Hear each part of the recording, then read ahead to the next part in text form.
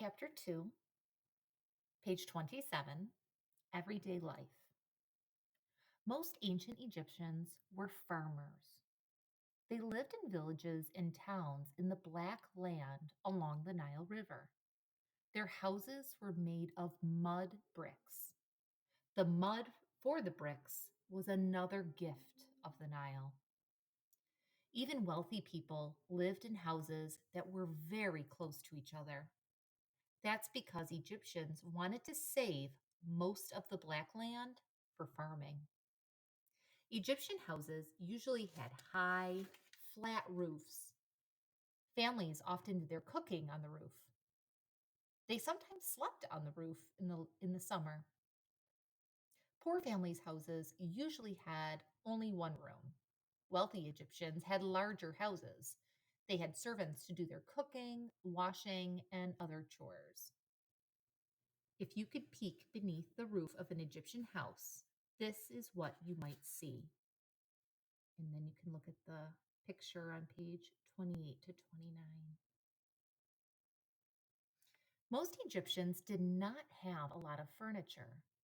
Their houses had only a few stools, small tables, and floor mats. Walls were painted bright colors. Ceilings were high to help keep the house cool. Egyptians slept on beds made of wood and reeds. They rested their heads on headrests. The headrests were usually carved from wood.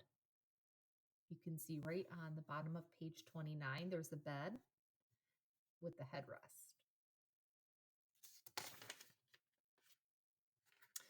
Egypt has a very warm climate. Most ancient Egyptians hardly ever wore shoes. Their clothing was mostly white and loose fitting. Almost all their clothes were made of linen. Linen is a cloth made from flax plants. To the left, there's the vocabulary word. It says climate means the usual weather of a place. Ancient Egyptians cared a great deal about how they looked. Wealthy Egyptian men and women both wore eye makeup and wigs. They also wore necklaces, bracelets, and rings. Egyptians loved perfume. They liked to rub good smelling oils and creams on their skin. Children and family life. Egyptologists believe the ancient Egyptians loved children. Egyptian art often shows parents having fun with their sons and daughters. There's a picture of art, and beneath the picture it says, "Yikes, young children in Egypt didn't wear any clothes at all." Egyptian children played with spinning tops and balls. Both boys and girls played with dolls and wooden animals. To the right, you'll see a carving or an image of a toy horse. Children and grown-ups also played board games. These games were sort of like checkers or chess. At the bottom of the image, it says tomb painting of an Egyptian queen playing a board game. Page 33. Most children did not go to school. They lived with their parents until they were married. Egyptian boys and girls wore their hair in a style called side locks. Nobody knows why. Here's a picture of what side locks are. The ancient Egyptians were some of the first people to keep animals as pets. The Egyptians loved their pets. They treated them like members of the family.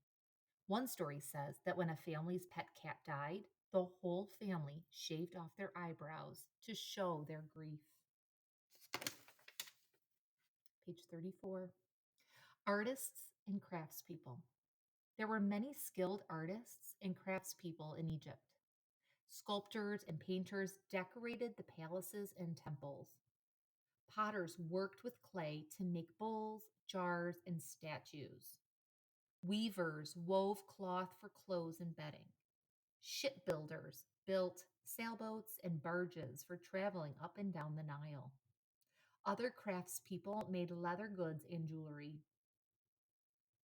To the left, a barge is a boat with a flat bottom. Page 35.